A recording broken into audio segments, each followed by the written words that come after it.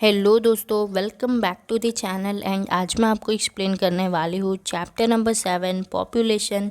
हम इसका short, quick and precise revision करने वाले हैं। तो चलिए अब किस बात की देरी, शुरू करते हैं। तो सबसे पहले हम कुछ पॉइंट्स देखेंगे जो बहुत इम्पोर्टेंट है। सबसे पहला देखिए, population is the major cause for all the problems in our country like India.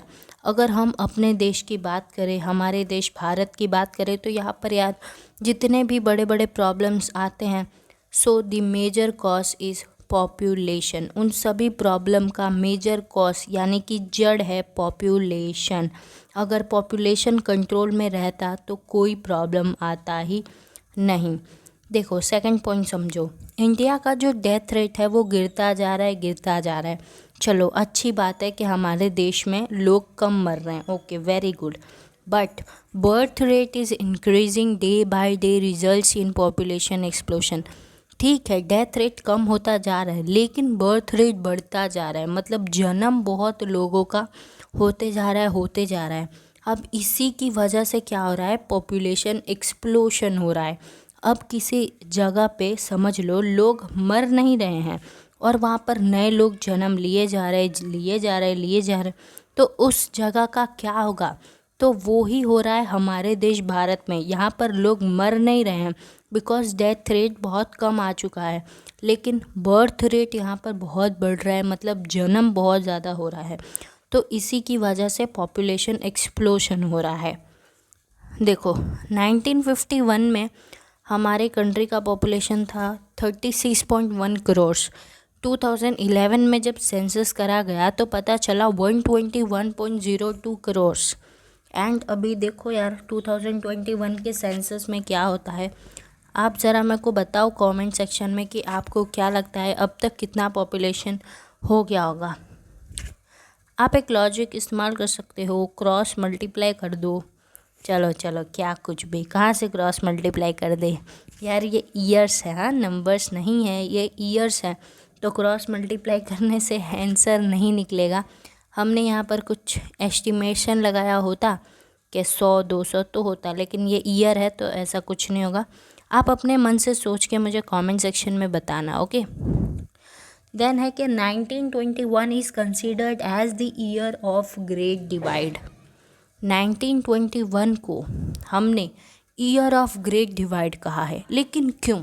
क्योंकि यार हमारे देश में 1921 के बाद जो पॉपुलेशन बढ़ा है ना, वो हम सोच भी नहीं सकते।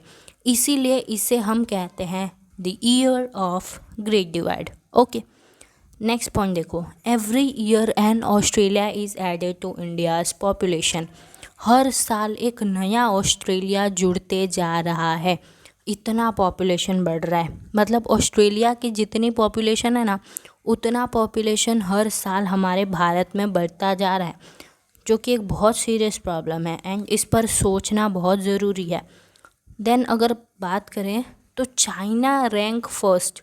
चाइना का जो रैंक है वो पॉपुलेशन में नंबर 1 का है, वाइल हमारा इंडिया पीछे नहीं है, आ रहा है, दूसरे नंबर पे खड़ा है और कुछ सालों में चाइना को भी पछाड़ देगा।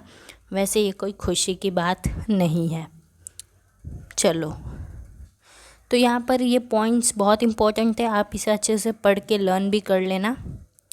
देन हमारा टॉपिक है जेंडर रेशियो। जेंडर रेशियो क्या होता है, चलो इसे समझते हैं। The number of females in the country per 1000 males is known as sex ratio और जेंडर रेशियो। हर 1000 मेल पे कितनी फीमेल हैं उसे ही हम कहते हैं जेंडर रेशियो या फिर सेक्स रेशियो। अब अगर इसकी बात करें, if there is skewed gender ratio, क्या होगा अगर फीमेल्स बहुत कम हो जाएंगी और मेल्स बहुत ज़्यादा हो जाएंगे, तो क्या होगा, प्रॉब्लम आएंगी। कैसे problems? Regarding marriage of course, किससे शादी करेंगे मेल्स लोग अगर फीमेल्स नहीं रहेंगी तो। देन फैमिली में प्रॉब्लम आएंगी, रिप्रोडक्शन में प्रॉब्लम आएगा, बिकॉज हर जगह फीमेल्स आर इम्पोर्टेंट, लेकिन अगर फीमेल्स नहीं रहेंगी तो इतनी सारी प्रॉब्लम्स आ सकती हैं, और भी बहुत सारी आ सकती हैं, बट ये मेजर प्रॉब्लम्स हैं। देखो हमारे देश की बात करें तो यार हरियाणा में सबसे कम फीमेल है जब हम 1000 मेल पे देखें तो सिर्फ 879 फीमेल्स ही हैं पर 1000 मेल्स। अब इसे देखकर हम क्या अंदाज़ा लगा सकते हैं?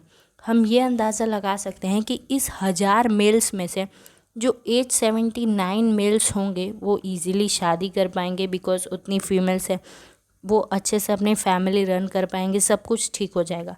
लेकिन ये जो 21 मेल्स हैं उनका क्या होगा? उनके लिए तो फीमेल्स हैं ही नहीं, तो यही प्रॉब्लम होता है। ओके, एंड केरला में देखो, केरला में है हाईएस्ट फीमेल पॉपुलेशन पर 1000 मेल्स, मतलब वहाँ 1000 मेल के लिए 1084 फीमेल्स है। सो इट इज़ गुड, ये ठीक है। फीमेल्स ज़्यादा हो चलेगा, कम नहीं होनी चाहिए, तो इट इज़ गुड। और ये दोनों आप याद रखना, केरला में ज़्यादा है, हरियाणा में कम है, और ये नंबर भी याद रखना, इम्पोर्टेंट है। ओके, चलो let's move on now. Again यहाँ पे 2-3 पॉइंट है, उसको समझ लो।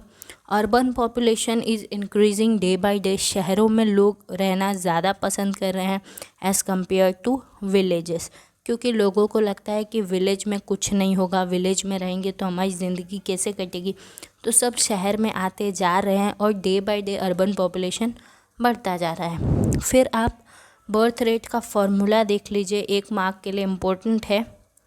Number of birth in a year, एक साल में कितने बच्चों का जन्म होता है upon total population into 1000। Death rate का भी यही है, number of people who die in a year, कितने लोग एक साल में मरते हैं अपॉन टोटल पॉपुलेशन इनटू 1000। तो ये फॉर्मूला आप लर्न कर लीजिएगा। तो अब हम बढ़ते हैं नेक्स्ट टॉपिक पे, causes of high birth rate, and ये एक इम्पॉर्टेंट टॉपिक है। ओके, एग्ज़ाम के लिए भी एंड ऐसे भी। तो हमें ये समझना है कि क्यों आखिर हमारी कंट्री इंडिया में इतना ज़्यादा बर्थ हो रहा है। तो पहले हम देखते हैं सोशल फैक्टर्स, उसमें पहला है यूनिवर्सैलिटी ऑफ मैरिज। ओके, तो हमारी कंट्री इंडिया में ये माना जाता है कि अगर आपका जन्म हुआ है तो आपको शादी करनी ही करनी है, कोई ना कोई स्टेज पर आके आपकी शादी करवा ही दी जाती है, आप चाहो या ना चाहो करवा ही दी जाती है, बिकॉज ये हमारे लोगों की थिंकिंग हो चुकी है, ये हमारे इंडियंस की थिंकिंग बन चुकी है। बट रियलिटी में शादी सबके लिए नहीं होती है। फॉरेन कंट्रीज़ में देख सकते हो आप, मोस्ट ऑफ द वुमेंस जो अपने करियर पे फोकस करती हैं, जो स्पिरिचुअलिटी पे फोकस करती हैं, सिर्फ फीमेल्स ही नहीं, मेल्स भी। ओके, जिन्हें अपने करियर में बहुत ग्रोथ पाना है या फिर जो स्पिरिचुअलिटी फॉलो करते हैं, वो कभी शादी वादी नहीं करते। बट वो फॉरेन कंट्रीज़ में होता है बिकॉज वहाँ के लोग अवेयर्ड है। बट अभी भी हमारी कंट्री इंडिया में ऐसा नहीं है। यहाँ पर तो भाई बहुत कम ही लोग आपको मिलेंगे जिन्होंने शादी करी ही ना हो, तो इसकी वजह से भी पॉपुलेशन बढ़ रहा है। दूसरा है early marriage and window remarriage. अगर किसी वुमेन की शादी जल्दी करा दी जाती है तो उसका जो फर्टिलिटी स्पैन होता है वो बहुत बढ़ जाता है। मतलब कोई भी वुमेन 49 ईयर्स तक बर्थ देने के कैपेबल होती है, तो अगर उसकी शादी जल्दी हो गई तो उसका फर्टिलिटी स्पैन बढ़ जाता है। विडो रीमैरिज की बात करें सो ऑफ कोर्स अगर आप विडो की वापस से शादी करवा देते हो तो वापस से वो बच्चे को जन्म देने ही वाली हैं। तो अर्ली मैरिज और विडो रीमैरिज की वजह से भी पॉपुलेशन बढ़ रहा है। Then preference for a male child, हमारे इंडियन सोसाइटी में लोगों को एक मेल चाइल्ड चाहिए। जब तक उनका मेल चाइल्ड नहीं होगा they will keep on trying. हालांकि अब ये थिंकिंग बदल रही है, अब मेंटालिटी बदल रही है लोगों की, एंड ऑल्सो उनको फीमेल्स भी अच्छी लग रही हैं भाई। सो इट्स गुड, एंड ये थिंकिंग होनी भी चाहिए।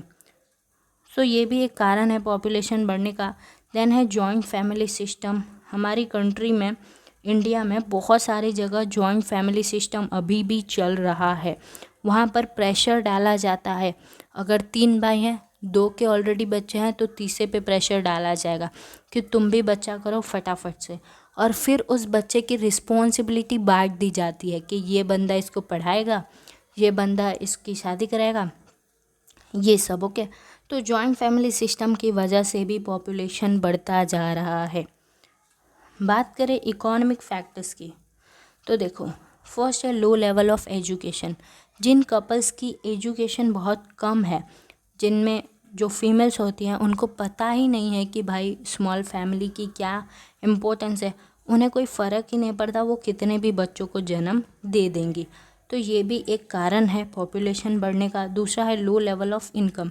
जिन फैमिली की इनकम बहुत कम होती है वो सोचते हैं अगर हमारा लड़का होगा तो वो हमको कंट्रीब्यूट करेगा, तो वो क्या करते हैं फटाफट से बच्चा ट्राई करने लगते हैं और बच्चा कर लेते हैं। तो ये भी एक रीज़न है पॉपुलेशन बढ़ने का। थर्ड है हाई इन्फेंट मोर्टालिटी रेट। सबसे पहले आपको पता होना चाहिए इन्फेंट मोर्टालिटी रेट क्या होता है। तो भाई बच्चे जब जन्म लेते हैं तो जन्म से लेकर वो अपना 1 साल कंप्लीट कर पा रहे हैं कि नहीं, यही देखा जाता है इन्फेंट मोर्टालिटी रेट में। कहीं वो 1 साल बिना कंप्लीट किए ही मर तो नहीं जा रहे, ये देखा जाता है। ओके, अब अगर समझ लो ये इन्फेंट मोर्टालिटी रेट हाई है, मतलब कि बच्चे 1 साल कंप्लीट भी नहीं कर पा रहे हैं और उनकी डेथ हो जा रही है, तो भी पॉपुलेशन बढ़ता है। वो कैसे? अब भाई बच्चा मतलब उसकी समझ लो डेथ हो गई, तो उसके जो पेरेंट्स होंगे वो क्या करेंगे भाई, वो अब नया बच्चा लाने का ट्राई करेंगे, तो ऑफ कोर्स पॉपुलेशन बढ़ेगा ही। अदर फैक्टर्स की बात करें तो इसमें पहला है हाई फर्टिलिटी रेट, जो हमने ऑलरेडी पढ़ा ही कि जब फीमेल्स की बहुत अर्ली एज में शादी हो जाती है तो उनका जो फर्टिलिटी स्पेन है वो बहुत ज़्यादा बढ़ जाता है और फिर वो बहुत जन्म भी देते हैं। सेकंड है lack of family planning information. Family planning का मतलब होता है कि हम ये डिसाइड करते हैं कि हमारी फैमिली का साइज़ कितना होना चाहिए, हमारे 2 बच्चों के बीच में गैप कितना होना चाहिए, तो वो होता है फैमिली प्लानिंग। लेकिन अभी भी हमारी कंट्री में बहुत सारे कपल्स को इन सब का नॉलेज है ही नहीं, तो इन सब की वजह से भी पॉपुलेशन बढ़ रहा है।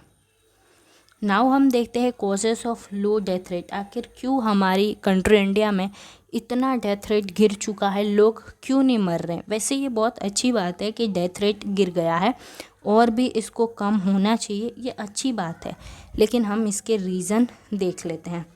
तो सबसे पहला improvement in standard of living. अब जो लोग अपना भाई बहुत अच्छे से रह रहे हैं, अच्छे अच्छे फूड खाते हैं, अच्छा एजुकेशन लेते हैं, तो उनकी स्टैंडर्ड ऑफ लिविंग इम्प्रूव हो चुकी है, इसीलिए भी डेथ नहीं होता है।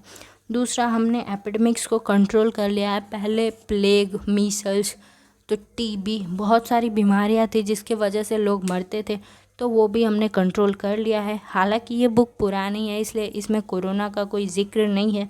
कोरोना अभी भी एक ऐसा पेंडेमिक चल रहा है जिसे हम नहीं कंट्रोल कर पा रहे हैं, अनकंट्रोल्ड स्टेट में चल रहा है वो। तो वी होप कि हम जल्दी से बाहर आ जाएं इससे भी, और हम बाहर आ जाएंगे, कोई दिक्कत नहीं है। थर्ड है कंट्रोल ऑन ड्रॉट। अब हमारे पास बहुत अच्छी टेक्नोलॉजी है और हमको पहले ही पता चल जाता है कि भाई कहाँ सूखा पड़ने वाला है, तो हम क्या करते हैं वहाँ के लोगों को हेल्प करना स्टार्ट कर देते हैं, तो इससे भी लोगों की डेथ नहीं होती है। चौथा है प्रोटेक्शन अगेंस्ट नेचुरल कैलेमिटीज़। हमारी टेक्नोलॉजी की वजह से हमको पता चल जाता है कि यहाँ पर फ्लड आने वाला है, यहाँ अर्थक्वेक आने वाला है, तो हम लोगों को तुरंत रिलीफ पहुँचाने लगते हैं, तो इससे भी क्या होता है लोगों का डेथ नहीं होता है। तो ये कुछ कारण थे जिसकी वजह से हमारे देश में इतना लो डेथ रेट है। Now last topic is measures to control population. हम क्या क्या मेशर्स ले सकते हैं पॉपुलेशन को कंट्रोल करने के लिए? पहला है मास एजुकेशन एंड अवेयरनेस। हमको सभी को एजुकेट करना पड़ेगा, उनको बताना पड़ेगा that what is the importance of small family, उन्हें अवेयर करना पड़ेगा। एंड वो हम कैसे कर सकते हैं? ऑडियो, वीडियो, या फिर स्कूल कॉलेजेस में एक्सपर्ट के हेल्प से लेक्चर दिलवाना। इन सब की वजह से हम लोगों तक एजुकेशन पहुंचा सकते हैं, अवेयरनेस पहुंचा सकते हैं। दूसरा है effectiveness of family planning program. हमें फैमिली प्लानिंग प्रोग्राम को और भी ज़्यादा इफ़ेक्टिव बनाना पड़ेगा, लोगों तक इजीली कॉन्ट्रासेप्टिव्स पहुंच सके ऐसा कुछ करना पड़ेगा, एंड अफोर्डेबल प्राइस पर सब कुछ हो सके ऐसा करना पड़ेगा। ठीक है।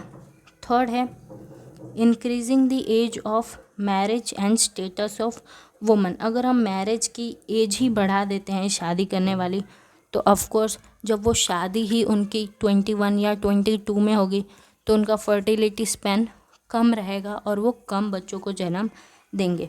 या फिर हम वुमन का स्टेटस अगर बढ़ा दें, जैसा कि अभी हो ही रहा है, वुमेंस का स्टेटस बढ़ रहा है, हर फील्ड में वुमेंस हैं, तो इससे क्या है भाई, बाकी सारी जो वुमेंस है जिनके दिमाग पे ढक्कन लगा है उनका भी दिमाग खुलता है, उन्हें भी लगता है कि नहीं we should also do something, तो वो भी आते हैं, काम करते हैं। अब जब वो काम करेंगे भाई, अपने करियर पे फोकस करेंगे, तो ये शादी इन सब पे उतना फोकस नहीं करते हैं।